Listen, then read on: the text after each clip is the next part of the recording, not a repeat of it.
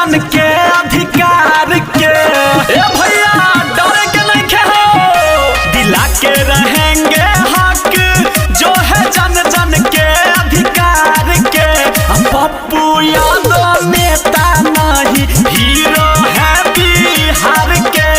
पप्पू यादव नेता नहीं हीरो है बिहार के। होगा सपना साकार झुका देगा सारा कार के। पप्पू यादव नेता नहीं हीरो है बिहार के। पप्पू यादव नेता नहीं हीरो है बिहार के।